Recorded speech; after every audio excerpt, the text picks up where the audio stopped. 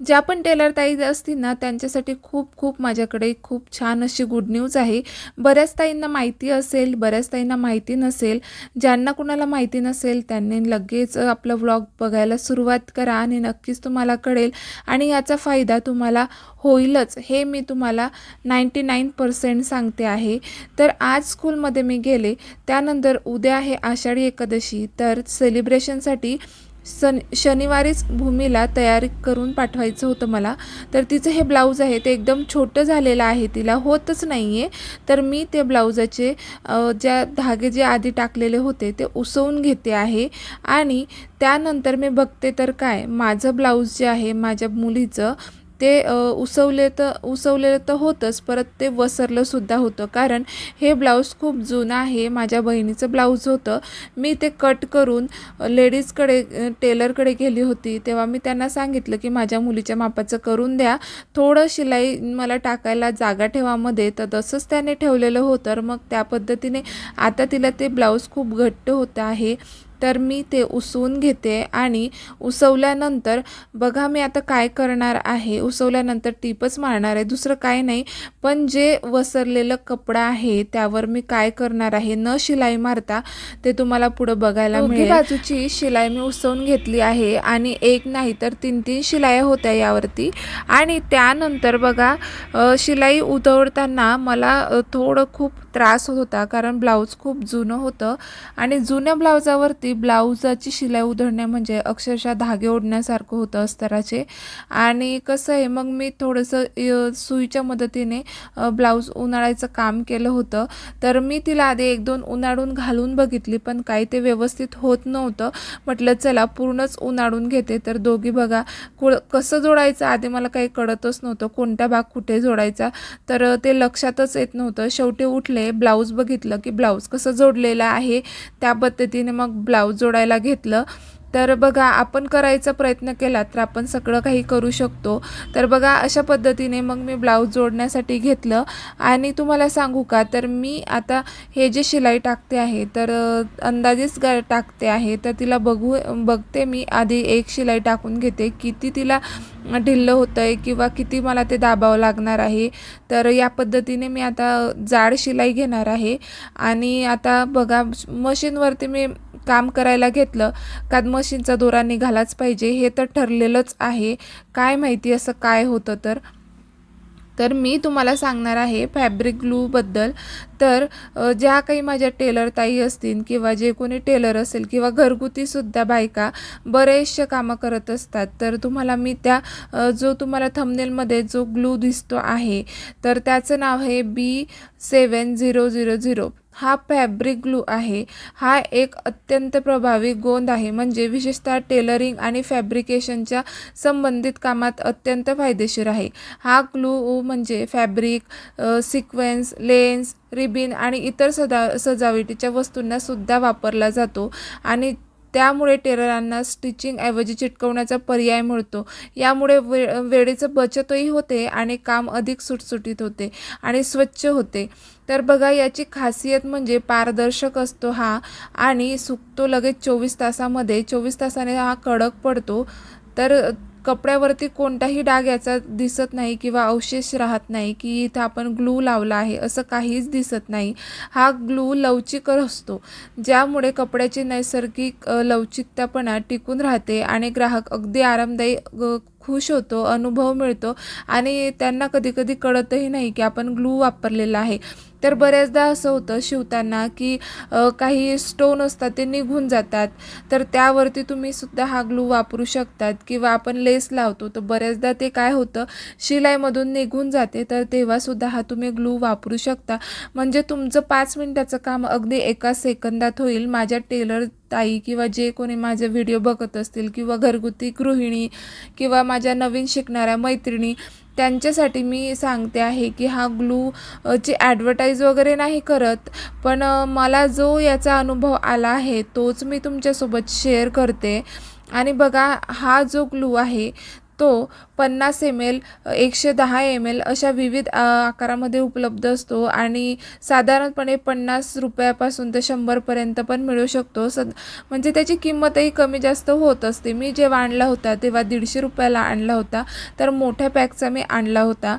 तर छोट्या पॅकमध्ये सुद्धा आपल्याला मिळू शकतो. तर बघा, कमी खर्चामध्ये आपण जास्तीत जास्त क्वालिटीची वस्तू देऊ शकतो ग्राहकांना. तर तुम्हाला काय वाटतं याबद्दल तर कमेंटमध्ये सांगा. आणि कोण टेलर ताई आहे तर त्यासुद्धा कमेंटमध्ये सांगा जो हा ग्लू वापरतात.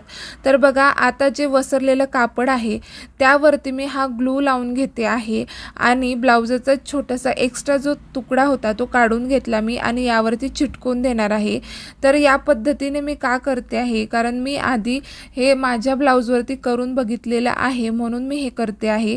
आणि हे ब्लाऊजच का, तर तिला उद्या हेच ब्लाऊज घालायचं आहे आणि दुसरा माझ्याकडे पर्याय नाही. म्हणून मग मी म्हटलं वसरलेलं तर ते चांगलं नाही दिसणार, म्हणून मग ह्या मी जे आधी वापरलं होतं त्याचप्रमाणे वसरल्या ठिकाणी आपण थोडासा कपडा घ्यायचा मॅचिंग आणि त्याच आकाराचा कापून तिथं चिपकवून देऊ शकतो. तुम्ही 3-4 वेळेस जरी हे ब्लाऊज धुतलं तरी ते निघणार नाही आणि इतकं छान चिपकतं की अक्षरशः तुमचा कपडा फाटेल पण तो ग्लू निघणार नाही आणि 24 तासात एकदम कडक होतो हा ग्लू आणि वाटणारही नाही की हे ग्लूने चिपकवलेलं आहे आणि तुम्हाला घातल्यावरती टुचणार नाही की काहीच नाही होणार. एकदम छान असा हा ग्लू आहे. तर बघा, आता मी जे चिपकवलेलं आहे ते अजिबात दिसत नाही. तसं तुम्हाला व्हिडिओमध्ये मी दाखवलंच की आधी कसं दिसत होतं वसरलेलं आणि नंतर चिपकवल्यानंतर कसं दिसत होतं. ही वस्तू अगदी कमी खर्चामध्ये अगदी उत्तम दर्जाची आहे, कारण थोड्याशा ग्लूमध्ये मोठ्या प्रमाणात काम पूर्ण होऊ शकते. आणि यामुळे टेलरांना, म्हणजे जे कोणी माझ्या टेलर मैत्रिणी असतील, जे कोणी शिवणकाम करत असेल, त्यांना सतत नवीन ग्लू खरेदी करायची गरज नाही. तर हा ग्लू माझ्या घरामध्ये 4 ते 5 महिन्यापासून पडलेला आहे पण तो कोरडा झालेला नाही, ज्यामुळे खर्चही कमी होतो आणि शिवाय हा ग्लू वापरून केलेली कामे टिकाऊ असतात, ज्यामुळे ग्राहकाचे समाधान वाढते आणि व्यवसायाला अधिक ऑर्डर्स मिळतात.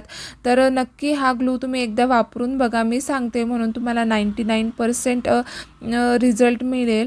आणि तर बघा, हे जे प्रोडक्ट आहे ना ते फक्त फॅब्रिकच नाही तर मेटल, प्लॅस्टिक, काच आणि इतर सामग्रीवर तुम्ही उत्तम प्रकारे काम करू शकता याच्यासोबत, ज्यामुळे नवीन पूर्ण डिझाईन तयार करण्यासाठी मुभा मिळते. उदाहरणार्थ ज्वेलरी, एम्ब्रॉयडरी किंवा हस्तकला यासारख्या कामांमध्ये याचा वापर करू शकतात आणि ग्राहकांना वैशिष्ट्यपूर्ण आकर्षक उत्पादने देऊन आपण खुश करू शकतो. यामुळे त्यांच्या कामाची गुणवत्ता वाढते आणि ब्रँडचे मूल्यसुद्धा वाढते. जे कोणी ब्लाऊज शिवतं ना त्यांना माहिती आहे की आपली ॲडव्हर्टाईज होणं, आपल्याकडे विश्वास करून ज्या लेडीज येतात त्यांचा विश्वास कसं राखणं हे तुम्हाला तर चांगलंच माहिती आहे, किती आपण त्यासाठी मेहनत करत असतो. तर तुम्ही नक्कीच हे आणून बघा. आणि स्पर्धेत पुढे जाण्यासाठी अशा छोट्या मोठ्या ट्रिक तुम्हाला माहितीच पाहिजे. तर माझ्या हा छोटंसं वाटतं तुम्हाला मी सांगते. मला जे माहिती आहे किंवा मला जो अनुभव आला मी तुमच्यासोबत शेअर करते आणि तुमचं दीर्घकाळ तुमचं टेलरचं विश्वास आणि प्रतिष्ठा वाढत जाते. तर बघा, अशा पद्धतीने हा जो ग्लू आहे ना खूप उपयुक्त आहे. म्हणून मी असं टायटल आणि असं थंबनेल तयार केलं होतं, म्हणजे मी जे काही काम केलं तर ते तुमच्या काहीतरी थोडंफार उपयोगात येईल. एका जणीने जरी घेतलं तरी माझ्या व्हिडिओचं सार्थक होईल. तर तुम्ही माझे इतके जण सगळे माझे व्हिडिओ बघतात, तर मला कमेंटमध्ये नक्की सांगत जा की तुम्हाला माझे व्हिडिओ कसे वाटतात किंवा माझं काय चुकतं आहे किंवा मी अजून तुम्हाला कशा पद्धतीने सांगू शकते. तर मला प्लीज कमेंट करत जा आणि सांगतसुद्धा जा की माझं काय चुकतं आहे किंवा मी काय केलं पाहिजे आणि आजचा व्लॉग कसा वाटला ते सुद्धा सांगा. आणि हो, तुम्हाला जर माझा हा व्हिडिओ आवडला असेल, माझी माहिती दिलेली तर ती आवडली असेल किंवा तुम्हाला उपयोग झाला असेल तर माझं चॅनल नक्की सबस्क्राईब करा, लाईक करा, शेअर करा आणि कमेंट पण करा. तर बघा, मी आधी जे ब्लाऊज मी आता चिपकवूनसुद्धा घेतलं होतं वसरलेलं, त्यानंतर शिलाई टाकून घेतली होती आणि परत एकदा माझ्या मुलीला मी घालून बघितलं. तर जेवढी फिटिंग मला पाहिजे होती तेवढी मी फिटिंग करून घेतली आणि बघा आता किती छान पद्धतीने हे ब्लाऊज अगदी उत्तमरित्या बसले बसलेला आहे आणि तुम्हाला दिसत असेल तिच्या डाव्या हाताच्या वरतीच आहे ना, मागच्या बॅक साईडला ती स्तव वसरलेलं होतं, तर व्हिडिओमध्ये तर अजिबात दिसत नाही आहे. आणि तसंच रिॲलिटीमध्ये सुद्धा माझ्या म्हणजे मी जेव्हा ब्लाऊज शिवलं ना तेव्हा दिसतच नव्हतं की तिथं वसरलेला आहे किंवा नाही. कारण बघा या ठिकाणी जे आहे ना ते वसरलं होतं, तर ते नाही दिसत आहे, कारण मी तिथं जो कपडा लावला होता अस्तराचा तोच मी तिथं तर फोटो लावते आहे. तर दुकानात जाऊन तुम्ही हा फोटो दाखवून तुम्ही आणू शकता. तर तायांनो बघा, इथंच माझा व्लॉग मी एंड करते. व्हिडिओ आवडला असेल तर लाईक, शेअर आणि चॅनलला सबस्क्राईब करा. तर भेटते नेक्स्ट व्हिडिओमध्ये. तो